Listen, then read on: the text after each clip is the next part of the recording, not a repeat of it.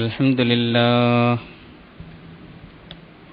نحمد الله ونستعينه ونؤمن به ونتوكل عليه ونعوذ بالله من شرور أنفسنا ومن سيئات أعمالنا من يهده الله فلا مضل له ومن يضلل فلا هادي له أشهد أن لا إله إلا الله وحده لا شريك له وأشهد أن محمدا عبده ورسوله أرسله بالهدى ودين الحق ليظهره على الدين كله ولو كره المشركون اللهم صل على محمد وعلى آل محمد كما صليت على إبراهيم وعلى آل إبراهيم وبارك على محمد وعلى آل محمد كما باركت على إبراهيم وعلى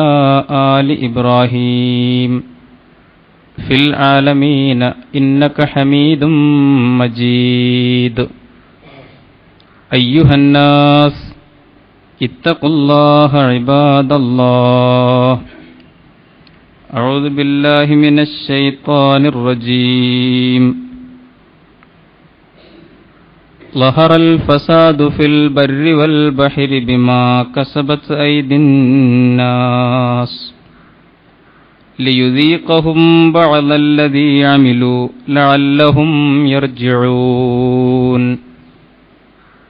قل سيروا في الأرض فانظروا كيف كان عاقبة الذين من قبل كان أكثرهم مشركين فأقم وجهك للدين القيم من قبل أن يأتي يوم لا مرد له من الله يومئذ يصدعون صدق الله العظيم إن أريد إلا الإصلاح ما استطعت وما توفيقي إلا بالله عليه توكلت وإليه أنيب رب اشرح لي صدري ويسر لي أمري വഹ്ലുൽ ഉഖ്ദത മിൻ ലിസാനി യഫ്ഖഹു ഖൗലി. സത്യവിശ്വാസികളായ സഹോദര സഹോദരിമാരെ, ലോകരക്ഷിതാവായ അള്ളാഹുവിൻ്റെ വിധിവിലക്കുകൾക്ക് വിധേയപ്പെട്ട് യഥാർത്ഥ മുഅ്മിനുകളായി മുഅ്മിനാത്തുകളായി ജീവിച്ചു മരിക്കാൻ ശ്രമിക്കണമെന്ന് ആദ്യമായി വസിയ്യത്ത് ചെയ്യുന്നു, ഉത്ബോധിപ്പിക്കുന്നു. കരുണാവാരിധിയായ റബ്ബ് സുബ്ഹാനഹു വ തആല നാം ഏവരെയും അനുഗ്രഹിക്കുമാറാകട്ടെ. പരിസ്ഥിതിയുമായി ബന്ധപ്പെട്ട് ചില കാര്യങ്ങൾ ശ്രദ്ധയിൽപ്പെടുത്താൻ ശ്രമിക്കുകയാണ്. വിശ്വാസികളുടെ സമാജത്തിൽ വളരെ കുറച്ചു മാത്രം ചർച്ചയ്ക്ക് വരികയും പലപ്പോഴും ചർച്ച ചെയ്യപ്പെടാതിരിക്കുകയും എന്നാൽ വളരെ ഗൗരവത്തിൽ നമ്മൾ ചർച്ചക്കെടുക്കുകയും ചെയ്യേണ്ട ഒരു വിഷയമാണ് പരിസ്ഥിതി എന്നത്. നമുക്കറിയാം, നമ്മുടെ കാലഘട്ടത്തിൽ ഏറ്റവും ഗുരുതരമായ ഗൗരവമുള്ള വിഷയമാണ് നമ്മൾ ജീവിക്കുന്ന പ്രകൃതിക്ക് സംഭവിച്ചുകൊണ്ടിരിക്കുന്ന മാറ്റങ്ങൾ. പക്ഷേ ദൗർഭാഗ്യവശാൽ ലോക സമൂഹത്തിൻ്റെ മുമ്പിൽ നടക്കേണ്ട ഈ സമാജം, അതിന് നേതൃത്വം കൊടുക്കേണ്ട നമ്മുടെ പണ്ഡിതന്മാരും നേതാക്കളും ഇപ്പോഴും കാലഹരണപ്പെട്ട കർമ്മശാസ്ത്ര തർക്കങ്ങളുടെ ചുറ്റുമാണ് അഭിരമിച്ചുകൊണ്ടിരിക്കുന്നത്. ആരെയും ആക്ഷേപിക്കാനല്ല, പക്ഷെ നമ്മൾ ചിന്തിക്കേണ്ട കാര്യമാണ്, അത്തഹിയ്യാത്തിനിരിക്കുമ്പോൾ വിരലനക്കുന്നതിനെ സംബന്ധിച്ച തർക്കങ്ങളിലാണോ, തറാവീഹിന്റെ റക്അത്തുകളുടെ എണ്ണത്തെക്കുറിച്ചുള്ള അഭിപ്രായ ഭിന്നതകളിലാണോ, ഖുനൂത്തിനെയും കൂട്ടുപ്രാർത്ഥനയെയും സംബന്ധിച്ച വിവാദങ്ങളിലാണോ ഈ കാലഘട്ടത്തിൽ നമ്മൾ വേദികളിൽ നിന്ന് ഉറക്കെ വാഗ്വാദങ്ങൾ നടത്തേണ്ടത് എന്ന വിഷയം? തീർച്ചയായും ഓരോ കാര്യത്തിനും അതിൻ്റേതായ പ്രസക്തിയുണ്ട്, അതിൻ്റേതായ തലങ്ങളിൽ. വളരെ ഗൗരവത്തിൽ നമ്മൾ മനസ്സിലാക്കേണ്ടതുണ്ട്, അള്ളാഹുവിന്റെ ദീൻ മനുഷ്യ ജീവിതത്തെയാണ് സംബോധന ചെയ്യുന്നത്. മനുഷ്യന്റെ ജീവിതത്തിലുള്ള സാരവും നിസാരവും ഗുരുവും ലഘുവുമായ സമസ്ത വിഷയങ്ങളിലും വെളിച്ചം പകർന്നു കൊടുക്കലാണ് ദീനിന്റെ ദൗത്യം. നമ്മോടൊപ്പം ജീവിക്കുന്ന സമൂഹവും ലോകവും ഒരു ദുരന്തത്തിലേക്ക് പോയിക്കൊണ്ടിരിക്കുമ്പോൾ ആ ദുരന്തം വിശ്വാസികളുടെ സമാജത്തിന്റെ സജീവമായ ചർച്ചാ വിഷയമായി തീരണം. അതാണ് യഥാർത്ഥത്തിൽ കാലഘട്ടങ്ങളിൽ പ്രവാചകന്മാർ നിർവഹിച്ച ദൗത്യം. അമ്പിയാക്കന്മാരുടെ ചരിത്രം പരിശോധിച്ചാൽ നമുക്ക് ബോധ്യപ്പെടും, സമൂഹത്തിൽ ഏറ്റവും ഗൗരവമുള്ള വിഷയമെന്തോ അതൊരുപക്ഷെ സാമൂഹ്യ വിഷയമാകാം, രാഷ്ട്രീയ പ്രശ്നമാകാം, അത് സാമ്പത്തിക മേഖലയിലെ ക്രമഭംഗമാകാം, സദാചാര രംഗത്തെ ദുരന്തമാകാം. ഇവിടെയൊക്കെ അള്ളാഹുവിന്റെ പ്രവാചകന്മാർ ഇടപെടലുകൾ നടത്തിയതായി ചരിത്രത്തിൽ നമ്മൾ അറിയുന്നുണ്ട്.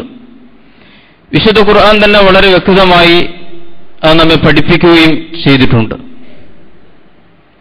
മഹാനായ നൂഹ് അലൈഹിസ്സലാത്തു വസ്സലാമിന്റെ കാലം ആരാധനയുടെ രംഗത്ത്, വിഗ്രഹപൂജയുടെ, ബഹുദൈവത്വത്തിന്റെ ഏറ്റവും വലിയ സ്വാധീനമുണ്ടായ ഒരു സമൂഹത്തിൽ ആ പ്രവാചകൻ മുൻഗണന നൽകുന്ന വിഷയം അതുതന്നെയാണ്. നിങ്ങൾ ഈ ബഹുദൈവങ്ങളിൽ നിന്ന് പിന്മാറണം, സൃഷ്ടികർത്താവായ നാഥനിലേക്കാണ് നിങ്ങളുടെ മുഖങ്ങൾ തിരിക്കേണ്ടത്. കബറടക്കം ചെയ്യപ്പെട്ട പുണ്യാത്മാക്കളുടെ ഇടങ്ങളിലല്ല നിങ്ങൾ പ്രാർത്ഥനകളും പൂജകളും നേർച്ചകളും വഴിപാടുകളും അർപ്പിക്കേണ്ടത്. ഏകനായ ഇലാഹിന്റെ സവിധത്തിലാണ് ആരാധനകളെ സമർപ്പിക്കേണ്ടത് എന്ന സന്ദേശം എല്ലാ കാലഘട്ടത്തിലും ഉയർത്തിപ്പിടിച്ച തൗഹീദിന്റെ സുപ്രധാനമായ ഒരു ഒന്നാമത്തെ ഊന്നൽ, അല്ലെങ്കിൽ അതിന് ഏറ്റവും പ്രസക്തിയുള്ള, ആ മേഖലയിൽ ജനങ്ങൾ ഏറ്റവും വ്യതിചലിച്ചു പോകുന്ന ഒരു കാലഘട്ടത്തിൽ ആ വിഷയത്തെ സമൂഹത്തിന്റെ മധ്യത്തിൽ നിശിതമായി നിരൂപണം ചെയ്തുകൊണ്ടൊരു പ്രവാചകൻ സംസാരിക്കും. മഹാനായ ശുഐബ് അലൈഹിസ്സലാത്തു വസ്സലാമിന്റെ കാലം, ഖതീബുൽ അംബിയ എന്നറിയപ്പെട്ട മഹാനായ പ്രവാചകൻ, നബിമാരിൽ ഏറ്റവും പ്രഭാഷണ വൈഭവമുണ്ടായിരുന്ന ഒരാൾ, സാമൂഹ്യ പ്രശ്നങ്ങളെക്കുറിച്ച് ഏറ്റവും ഉജ്ജ്വലമായി സംസാരിച്ചു മഹാനായ നബി. നമുക്കറിയാമല്ലോ, ആ കാലഘട്ടത്തിൽ വ്യാപാര രംഗം കുത്തൊഴിഞ്ഞിരുന്നു. അഴിമതികളുടെയും കൈക്കൂലിയുടെയും കൊള്ളലാഭത്തിന്റെയും പൂഴ്ത്തിവെപ്പിന്റെയും കരിഞ്ചന്തയുടെയും ഒരു കാലഘട്ടം. അപ്പോൾ മഹാനായ പ്രവാചകൻ അതിനെതിരെ ധീരമായി നിലപാടെടുത്തു. ഒരുപക്ഷെ അവർ പ്രകോപിതരാകുന്ന രീതിയിൽ അവരുടെ ജീവിതത്തിന്റെ, സാമ്പത്തിക ജീവിതത്തിന്റെ ജീർണതകളെ അദ്ദേഹം വളരെ കർക്കശമായ നിരൂപണത്തിന് വിധേയമാക്കി. വിശദീകരിക്കേണ്ടതില്ല. ലൂത്ത് അലൈഹിസ്സലാമിന്റെ കാലം നമുക്കറിയാം, സദാചാര രംഗത്തെ വൈകൃതങ്ങളുടെ കാലമായിരുന്നു. ചരിത്രത്തിൽ ആദ്യമായി ഒരു ജനത അള്ളാഹുവിന്റെ പ്രകൃതി നിയമങ്ങളെ ലംഘിച്ചുകൊണ്ട് സ്ത്രീകളെ ഒഴിവാക്കി ആണുങ്ങൾ അവരുടെ കാമപൂർത്തീകരണത്തിന് വേണ്ടി സ്വന്തം വർഗത്തെ തന്നെ സമീപിക്കുന്ന ഏറ്റവും വലിയ ലൈംഗിക അരാജകത്വത്തിന്റെ വൃത്തികേട് നടന്നപ്പോൾ മഹാനായ ലൂത്ത് അലൈഹിസ്സലാം അതിനെതിരിൽ ശക്തമായി രംഗത്തു വന്നു. അപ്പോൾ സദാചാര മേഖലയിലെ കുത്തഴിഞ്ഞ പോക്കിനെതിരെ അത് സമൂഹത്തിന്റെ സജീവമായ ചർച്ചാമണ്ഡലത്തിൽ ഉയർത്തിക്കൊണ്ടുവന്നു അള്ളാഹുവിന്റെ പ്രവാചകൻ. ഈ സാമൂഹ്യ വിഷയങ്ങളൊക്കെ ഏറ്റെടുത്ത പ്രവാചകന്മാർ തൗഹീദ് കൈവിട്ടു എന്ന് നമുക്ക് പറയാനാവില്ല. കാരണം അതെല്ലാം തൗഹീദിന്റെ ഭാഗമാണ്. അള്ളാഹുവിന് നിങ്ങൾ കീഴ്പ്പെടണമെന്ന് പറഞ്ഞതിന്റെ ഭാഗമാണ്. കാരണം എല്ലാ സമൂഹങ്ങളിലേക്കുമുള്ള പ്രവാചകന്മാർക്ക് അള്ളാഹു നൽകിയ സന്ദേശം മാറ്റമില്ലാത്ത സന്ദേശം, നിങ്ങൾ അള്ളാഹുവിന് പൂർണ്ണമായി വഴിപ്പെടുക എന്നതായിരുന്നല്ലോ. വലഖദ് ബഅസ്നാ ഫീ കുല്ലി ഉമ്മത്തിർ റസൂലൻ അൻ അഅ്ബുദുല്ലാഹ വജ്തനിബുത് ത്വാഗൂത്ത്. നിങ്ങൾ അള്ളാഹുവിന് വഴിപ്പെടണമെന്നും അള്ളാഹുവിന്റെ വഴിയിൽ നിന്ന് നിങ്ങൾ വ്യതിചലിപ്പിക്കുന്ന എല്ലാ വ്യക്തികളെയും ശക്തികളെയും സംവിധാനങ്ങളെയും പ്രസ്ഥാനങ്ങളെയും പ്രത്യയശാസ്ത്രങ്ങളെയും കൈയൊഴിക്കണമെന്നും. അതാണ് ഇജ്തിനാബു ത്വാഗൂത്ത് എന്ന് പറയുന്നത്. കൈയൊഴിക്കണമെന്നും പറഞ്ഞുകൊണ്ടല്ലാതെ പ്രവാചകന്മാരെ നാം നിയോഗിച്ചിട്ടില്ല. അഥവാ എല്ലാ ജനതകളിലും ഈ രണ്ട് സന്ദേശങ്ങളുമായിട്ടാണ് ദൈവദൂതന്മാരെ നിയമിച്ചത് എന്ന് വിശുദ്ധ ഖുർആൻ പറഞ്ഞു. അപ്പോൾ അള്ളാഹുവിനുള്ള ഇബാദത്തിലേക്ക് ക്ഷണിക്കാൻ വേണ്ടി വന്ന പ്രവാചകന്മാർ ആ കാലഘട്ടത്തിലെ ജനങ്ങളെ ഏറ്റവും സ്പർശിക്കുന്ന വിഷയങ്ങളിൽ വളരെ കൃത്യമായ നിലപാടുകളെടുക്കുകയും അവരെ ആ മാർഗത്തിൽ ശരിയായ വെളിച്ചത്തിലേക്ക് നയിക്കാൻ ശ്രമിക്കുകയും ചെയ്യുന്നതിന്റെ ഭാഗമായി ഇത്തരം വിഷയങ്ങൾ പ്രവാചകന്മാർ ഉയർത്തിക്കൊണ്ടുവന്നതായി നമുക്ക് കാണാൻ കഴിയുന്നു. മഹാനായ മൂസ അലൈഹിസ്സലാത്തു വസ്സലാമിന്റെ കാലം നമുക്കറിയാമല്ലോ, ഏറ്റവും വലിയ രാഷ്ട്രീയ സ്വേച്ഛാധിപത്യത്തിന്റെ കാലം. അന റബ്ബുക്കുമുൽ അഅല, അധികാരമുള്ളവൻ ദൈവമാകുന്ന കാലം. അപ്പോൾ ഒരു സമൂഹം ആ അധികാരത്തിന്റെ ഏറ്റവും വലിയ അടിച്ചമർത്തലിന് വിധേയമായപ്പോൾ വിപ്ലവകാരിയായ മൂസ അലൈഹിസ്സലാമിന് കൊടുത്ത ദൗത്യം ഏറ്റവും വലിയ ഒരു രാഷ്ട്രീയ ദൗത്യമായിരുന്നു. അതോടൊപ്പം ആ പ്രവാചകന്റെ കൂടെയുണ്ടായിരുന്ന പാരമ്പര്യ വിശ്വാസികളുടെ സമാജത്തെ സംസ്കരിക്കലും അദ്ദേഹത്തിന്റെ ദൗത്യമായിരുന്നു. ഈ രണ്ട് സുപ്രധാനമായ ജോലികളാണ് കലീമുല്ലാഹി മൂസ അലൈഹിസ്സലാം നിർവഹിക്കുന്നത്. ആ രാഷ്ട്രീയത്തിന്റെ ഏറ്റവും വലിയ വിമോചനത്തിന്റെ ദൗത്യം മൂസാ നബി നിർവഹിച്ചതായിട്ട് ഖുർആൻ പറയുകയാണ്. ഞാൻ തന്നെയാണ് നിങ്ങളുടെ പരമാധികാരി എന്ന് പറഞ്ഞ ഫിർഔനിന്റെ രാജകൊട്ടാരത്തിൽ ചെന്ന് നിനക്കതിന് അധികാരമില്ല, ഒരു സമൂഹത്തെ അടിച്ചമർത്തി വെക്കാൻ, അതുകൊണ്ട് അർസിൽ മഅനാ ബനീ ഇസ്രായീല വലാ തുഅസിബുഹും, അതുകൊണ്ട് ഇസ്രായേൽ മക്കളെ പീഡിപ്പിക്കുന്നത് അവസാനിപ്പിച്ച് ആ അധസ്ഥിത വിഭാഗത്തെ എന്നോടൊപ്പം വിട്ടയച്ചു തരണമെന്ന് പറയുന്നു മഹാനായ മൂസ അലൈഹിസ്സലാം. നമുക്കറിയാമല്ലോ, പൗരോഹിത്യം പിടിമുറുക്കിയ കാലത്താണ് ഈസ ഇബ്നു മറിയം വരുന്നത്. അദ്ദേഹത്തിന്റെ ഏറ്റവും വലിയ ഒരു പ്രഭാഷണ മുഖം പൗരോഹിത്യം തന്നെയായിരുന്നു. പുരോഹിതന്മാരെ കണക്കിന് പരിഹസിച്ചുകൊണ്ട് അവരുടെ ചൂഷണങ്ങൾ തുറന്നു കാണിച്ചുകൊണ്ട് പലപ്പോഴും ഒരു സദസ്സിൽ വെച്ച് തന്നെ ഒരു കൊച്ചുകുഞ്ഞിനെയൊക്കെ വിളിച്ചിട്ട് ഈ കുഞ്ഞിന്റെ ഒരു നിഷ്കളങ്കതയുണ്ടല്ലോ, നഷ്ടപ്പെട്ടുപോയ നിങ്ങളുടെ നിഷ്കളങ്കത, അത് നിങ്ങൾ വീണ്ടെടുക്കണമെന്ന് പണ്ഡിത പുരോഹിതന്മാരെ താക്കീത് ചെയ്യുന്ന ഈസ ഇബ്നു മറിയമിനെ നമ്മൾ കാണുന്നു. പറഞ്ഞു വന്നതിന്റെ ചുരുക്കം, ജനങ്ങളും കാലവും ഏതൊരു ഭീഷണിയെ നേരിട്ടുകൊണ്ടിരിക്കുന്നുവോ ആ വിഷയം സാമൂഹ്യമോ രാഷ്ട്രീയമോ ആത്മീയമോ സാമ്പത്തികമോ ഏതായാലും അതിലൊക്കെ ഇടപെട്ടുകൊണ്ട് അതിൽ ദൈവികമായ മാർഗദർശനം അവരുടെ മുമ്പാകെ സമർപ്പിച്ചുകൊണ്ട് സത്യത്തിന്റെ വഴിയിലൂടെ സ്വർഗത്തിലേക്ക് നയിക്കലായിരുന്നു പ്രവാചകന്മാരുടെ മഹത്തായ ദൗത്യം. ഞാൻ സൂചിപ്പിക്കുന്നത്, കാലഹരണപ്പെട്ട കർമ്മശാസ്ത്ര തർക്കങ്ങളിൽ അഭിരമിക്കേണ്ടവരല്ല മുസ്ലിം സമാജം.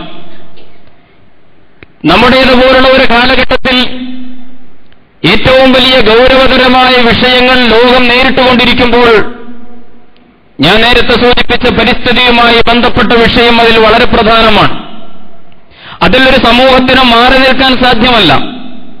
കാരണം എല്ലാവരും കൂടി നേരിടാൻ, എല്ലാവരും കൂടി പെട്ടുപോകാനിടയുള്ള ഒരു മഹാദുരന്തത്തിന്റെ വക്കിലാണ് ഭൂമി നിലനിൽക്കുന്നത് എന്ന് നമുക്കറിയാം. പരിസ്ഥിതി തകിടം മറിയുകയാണ്. ഇത് വിശുദ്ധ ഖുർആന് അന്യമായ ഒരു വിഷയമല്ല, പ്രവാചകന്മാര് കൈകാര്യം ചെയ്യാത്ത ഒരു മേഖലയല്ല, അള്ളാഹുവിന്റെ ന്യായപ്രമാണത്തിന് സ്വാധീനമില്ലാത്ത ഒരു രംഗമല്ല.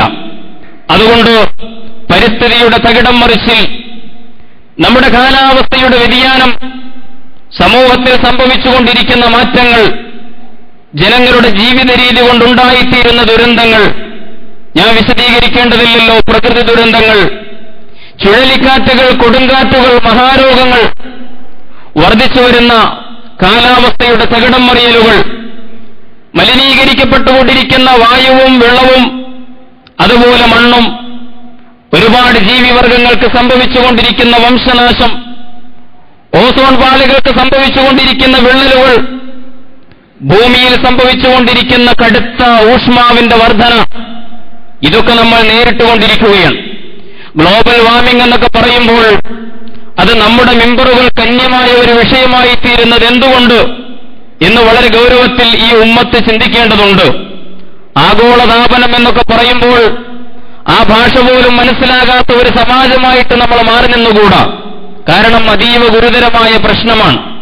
ഭൂമിക്ക് പനിക്കുന്നു എന്നാണ് സയന്റിസ്റ്റുകൾ പറയുന്നത് കുറെ കാലമായി. അനിയന്ത്രിതമായ ചൂടാണ് ഭൂമിയിൽ വർദ്ധിച്ചുകൊണ്ടിരിക്കുന്നത്.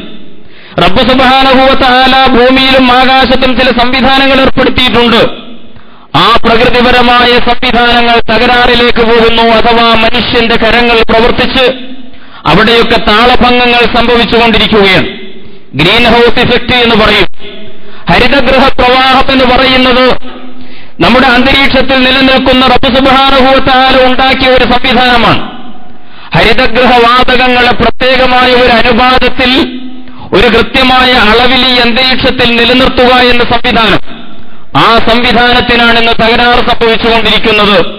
എന്ന് പറഞ്ഞാൽ ഈ ഹരിതഗൃഹവാതകങ്ങൾ കാർബൺ ഡയോക്സൈഡ് പോലെ, അതുപോലെ നൈട്രസ് ഓക്സൈഡ് പോലെ, മീഥേൻ പോലെ, പിന്നെ ഓസോൺ പോലുള്ള വാതകങ്ങൾ, ഈ വാതകങ്ങൾ ഒരു അളവിനപ്പുറം വർദ്ധിക്കുകയും അത് നമ്മുടെ അന്തരീക്ഷത്തിൽ അനിയന്ത്രിതമായി കൂടുകയും ആ അനിയന്ത്രിതമായ വർധനവിൽ നിന്ന് വമ്പിച്ച ദുരന്തങ്ങളിലേക്ക് മനുഷ്യരാശി എത്തിപ്പെട്ടുകൊണ്ടിരിക്കുകയും ചെയ്യുന്നു.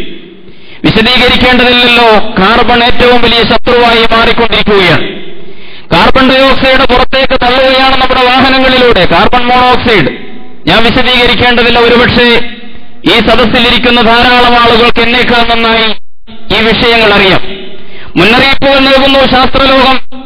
പണ്ടുകാലത്ത് ഒരു നൂറ്റാണ്ട് കൊണ്ട് പുറത്തു വന്നിരുന്ന കാർബൺ ഇപ്പോൾ ഒരു 10 കൊല്ലം കൊണ്ട് പുറത്തേക്ക് വന്നുകൊണ്ടിരിക്കുകയാണ്. നമ്മൾ ആലോചിച്ച് നോക്കൂ, 1850 മുതൽ 1950 വരെ ഒരു നൂറ്റാണ്ടുകാലം കൊണ്ട് അന്തരീക്ഷത്തിലേക്ക് പ്രവഹിച്ച കാർബൺ ഇപ്പോൾ ഒരു 10 കൊല്ലം കൊണ്ട് പുറത്തേക്ക് വന്നുകൊണ്ടിരിക്കുന്നു എന്ന് പറയുകയാണ്. എല്ലാവരും മത്സരിച്ച് പുകവിട്ടുകൊണ്ടിരിക്കുകയാണ്. നമുക്കറിയാമല്ലോ, പറ്റുമെങ്കിൽ നമ്മുടെ വീട്ടിലൊരു വണ്ടി വേണം എന്നാണ് ഓരോ മലയാളിയും ചിന്തിക്കുന്നത്. അങ്ങനെ വാഹനങ്ങളുടെ വർധനവ്, ഒരു കൊച്ചുനാട്ടിൽ പോലും ഒരുപാട് വാഹനങ്ങളാണ്. ഈ വാഹനങ്ങളിലൂടെ, വ്യവസായശാലകളിലൂടെ പുറത്തേക്ക് വമിക്കുന്ന വിഷവാതകങ്ങൾ, ഇതിലൂടെ സംഭവിച്ചുകൊണ്ടിരിക്കുന്ന ദുരന്തങ്ങൾ. കഴിഞ്ഞ മാസം ന്യൂയോർക്കിൽ നടന്ന ഐക്യരാഷ്ട്ര സംഘടനയുടെ കാലാവസ്ഥാ സമ്മേളനം മാധ്യമങ്ങളിലൂടെ നമ്മൾ ശ്രദ്ധിക്കുകയുണ്ടായി.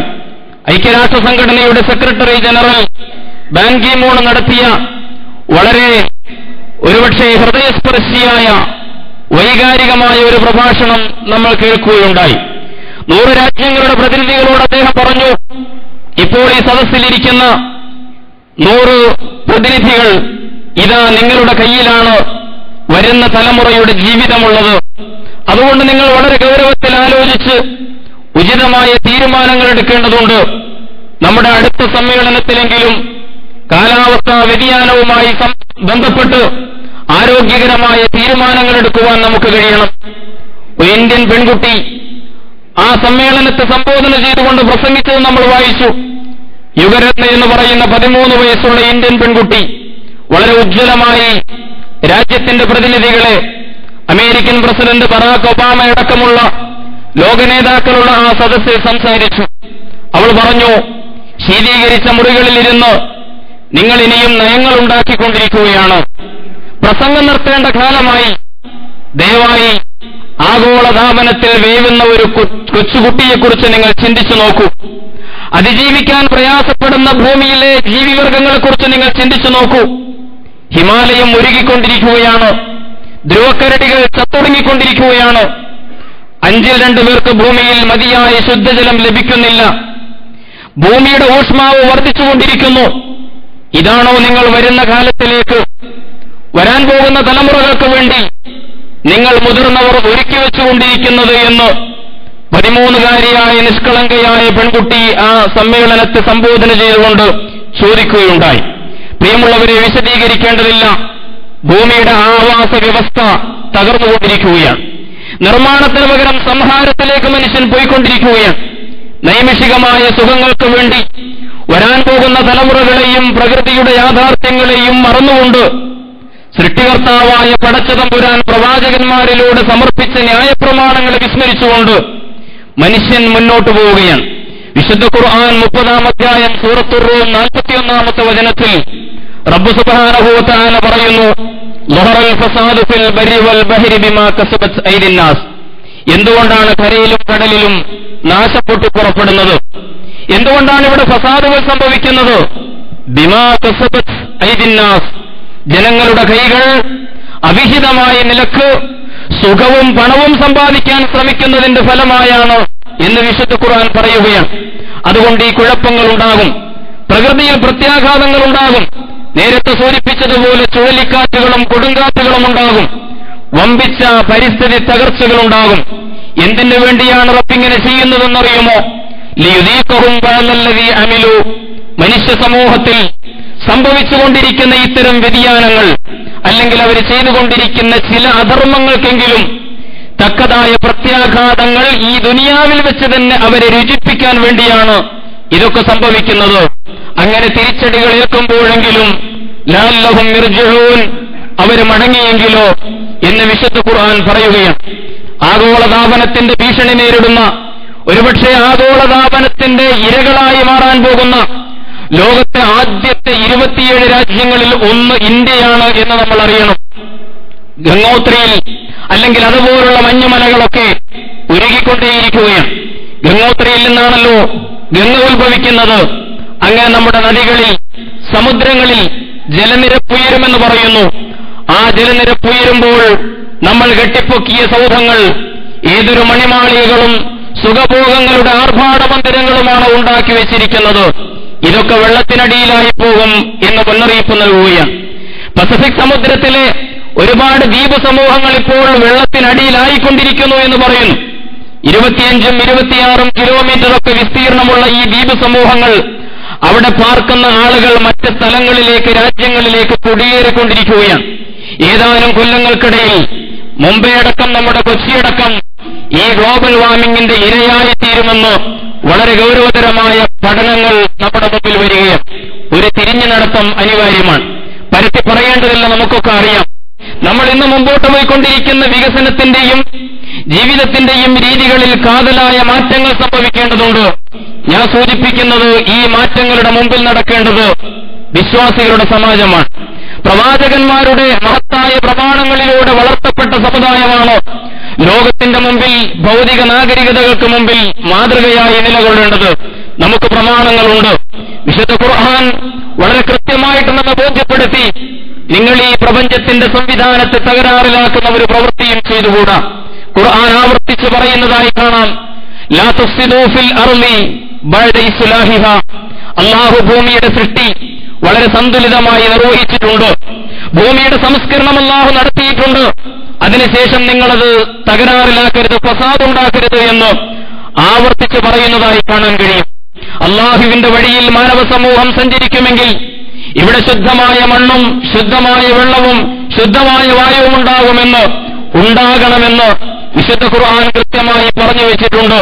ഖുർആനിലെ പരാമർശങ്ങൾ ശ്രദ്ധിക്കുക. റീഹുൻ ത്വയ്യിബ എന്ന് ഖുർആൻ പറയുന്നു, ശുദ്ധമായ വായു. സുഈദുൻ ത്വയ്യിബ, ശുദ്ധമായ മണ്ണ്. മാഉൻ തുഹൂർ, ശുദ്ധമായ വെള്ളം. ഇതൊക്കെയാണ് മനുഷ്യന്റെ പുരോഗതിയിലേക്കുള്ള യാത്രയിൽ അവൻ ഏറ്റവും പ്രധാനപ്പെട്ട ഭൂമിയിലെ അധിവാസത്തിന് വേണ്ട സംഗതികൾ.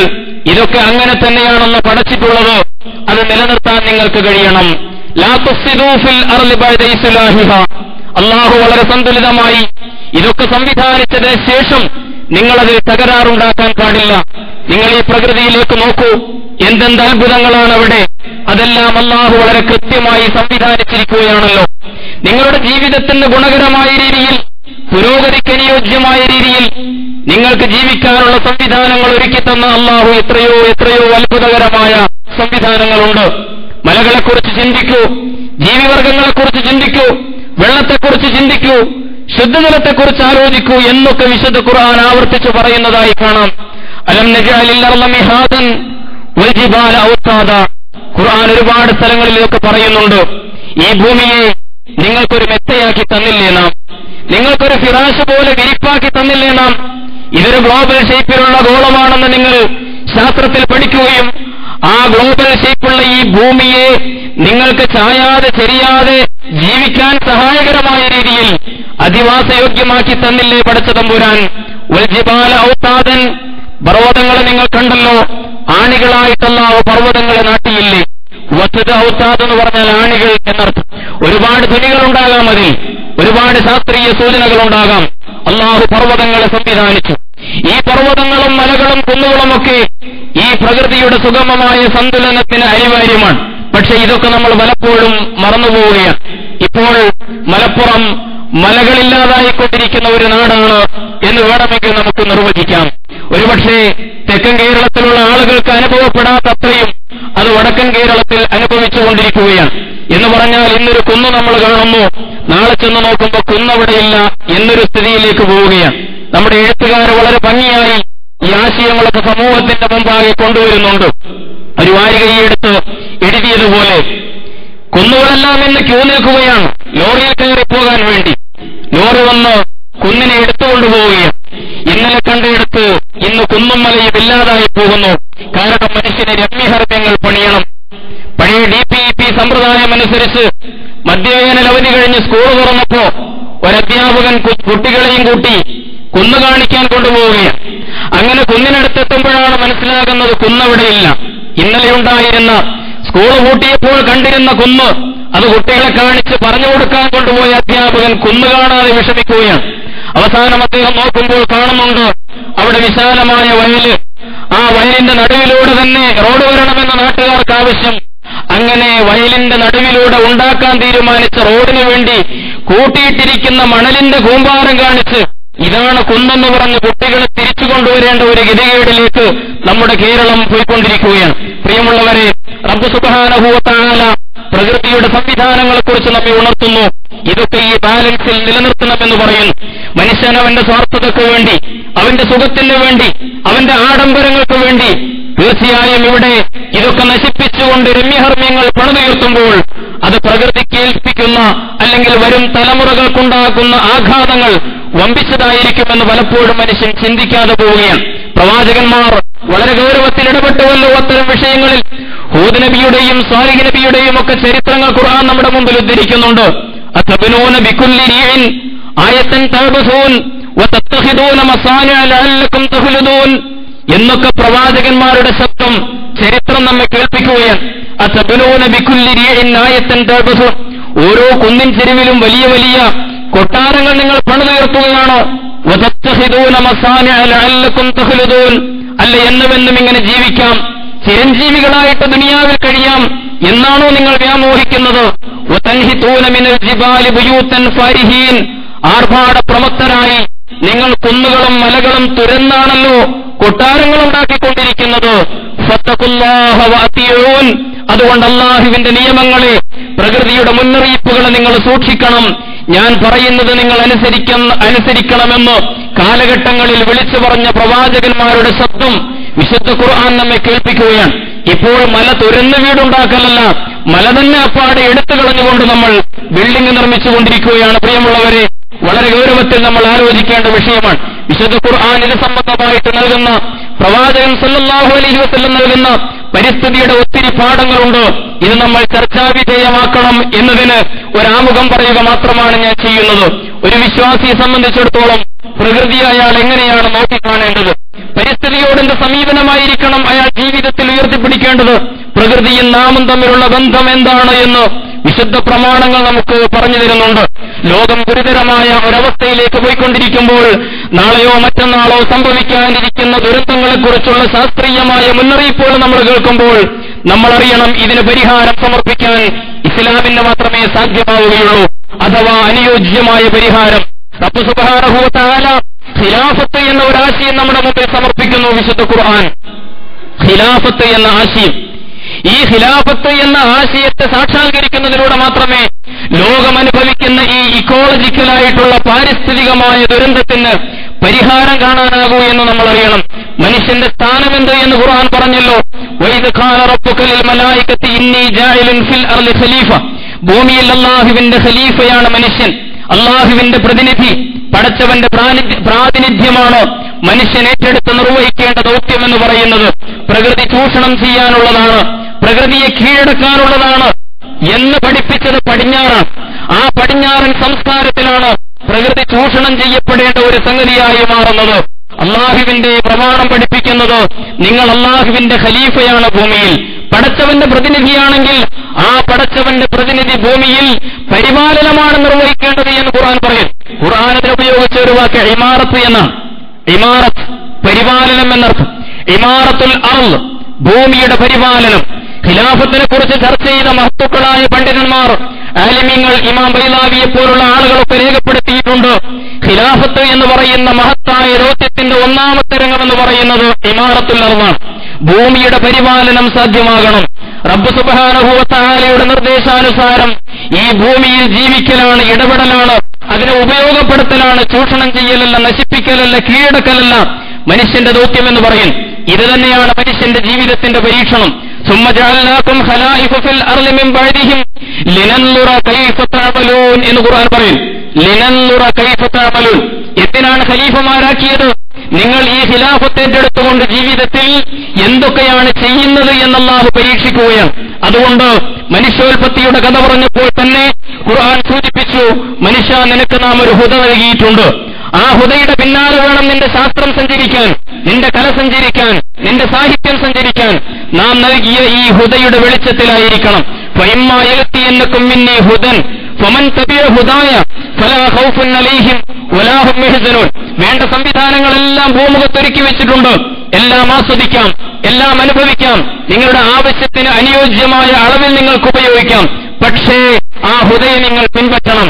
നിങ്ങൾ പഠിക്കുമ്പോൾ, ശാസ്ത്രം വളരുമ്പോൾ ആ സയൻസിനെയും ടെക്നോളജിയെയും നിങ്ങൾക്ക് സിദ്ധമായ ബുദ്ധി, നിങ്ങൾക്ക് സംവിധാനിച്ചിട്ടുള്ള എല്ലാ സംവിധാനങ്ങളും അതെല്ലാം ഈ ഹുദയുടെ പിന്നാലെ വരണം.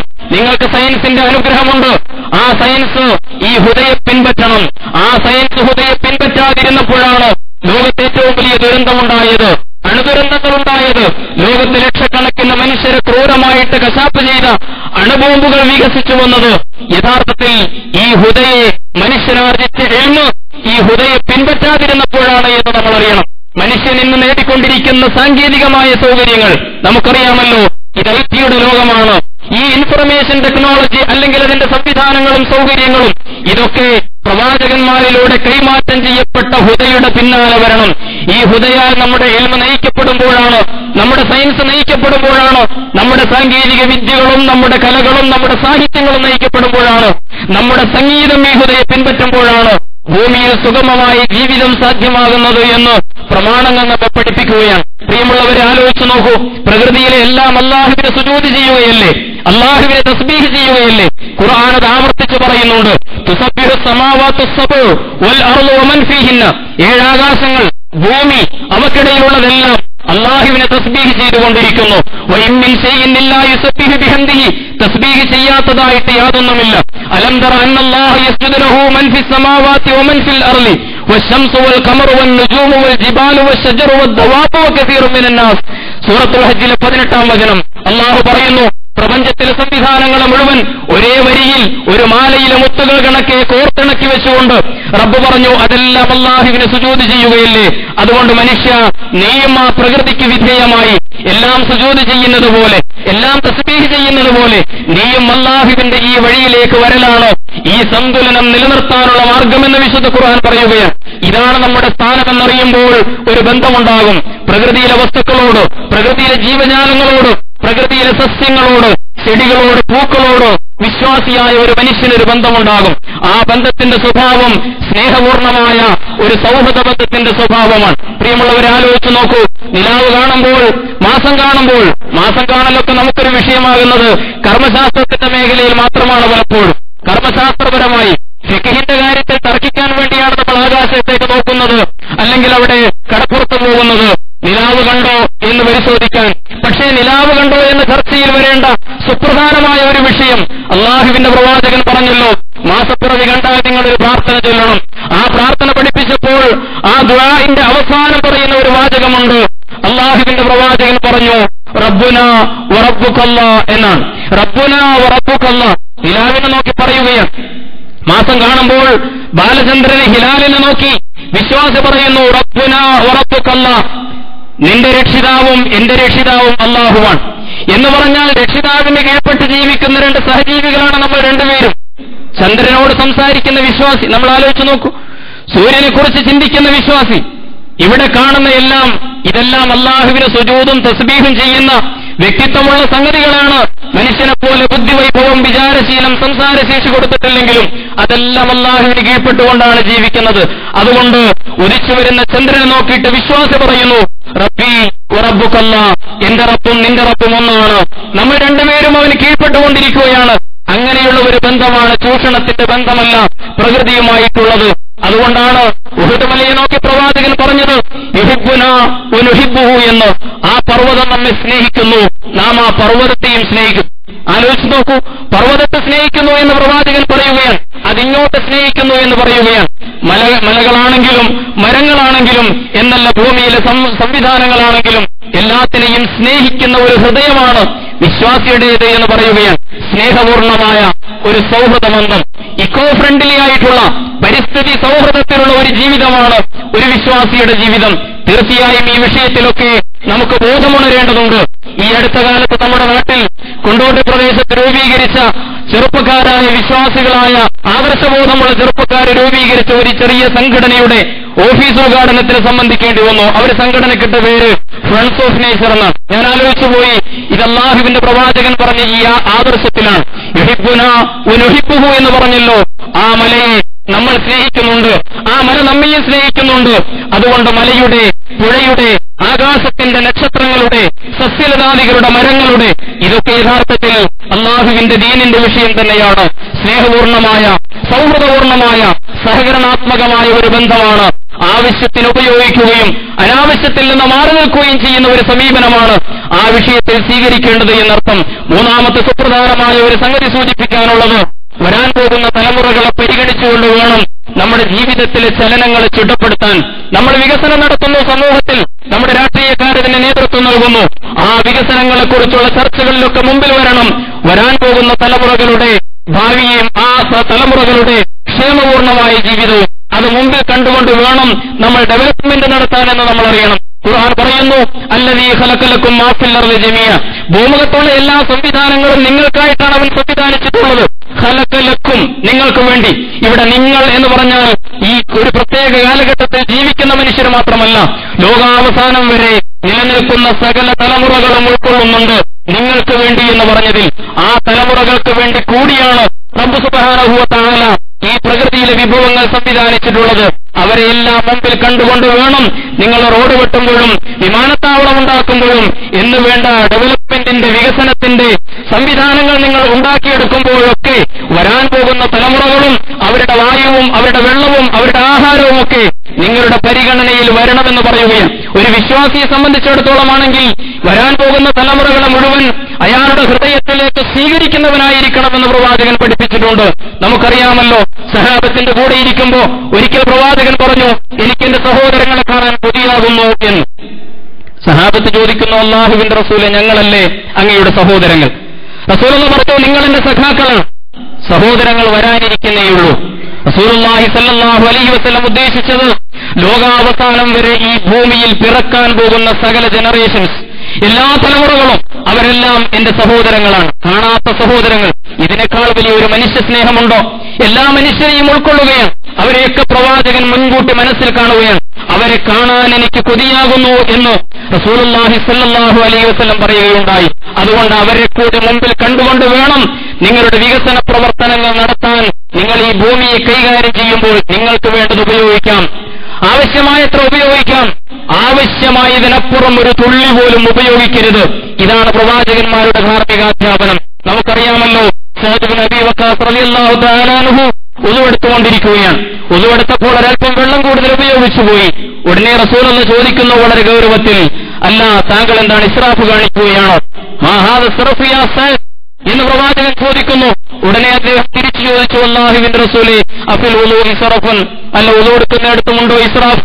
റസൂലുള്ളാഹി പറഞ്ഞു, നാം വലൗ കുന്ത ഫീ നഹ്രിൻ ജാർ, ഒഴുകുന്ന ഒരു സമുദ്രത്തിൽ നിന്നാണ് നീ ഒതു ചെയ്യുന്നതെങ്കിലും നീ അവിടെ നിനക്കാവശ്യമുള്ളത് മാത്രമേ എടുക്കാൻ പാടുള്ളൂ.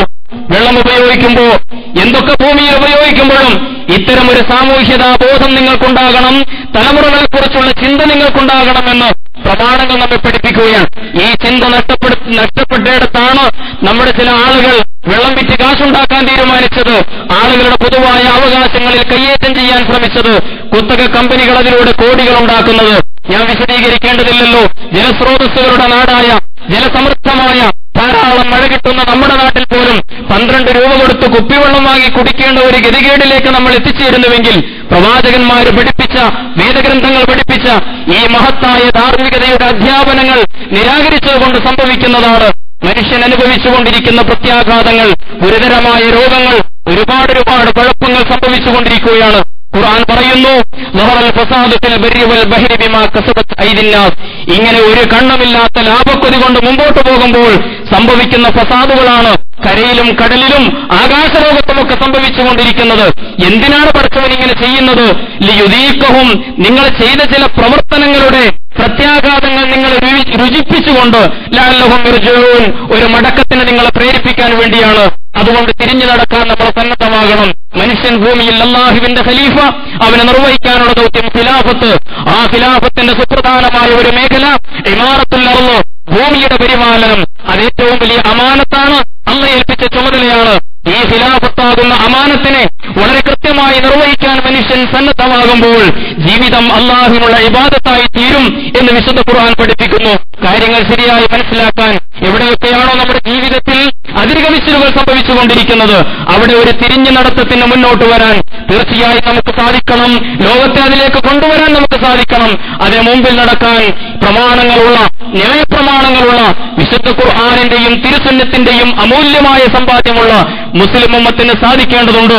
റബ്ബ് സുബ്ഹാനഹു വ തആല കാര്യങ്ങൾ ആരോഗ്യകരമായി മനസ്സിലാക്കി ഉൾക്കൊണ്ട് ജീവിതത്തിൽ പകർത്തി മുമ്പോട്ട് പോകുവാനുള്ള മഹത്തായ തൗഫീഖ് തന്ന്, അറിവും കഴിവും വിവേകവും സന്നദ്ധതയും തന്ന് അല്ലാഹു നമ്മെ തുണക്കുമാറാകട്ടെ.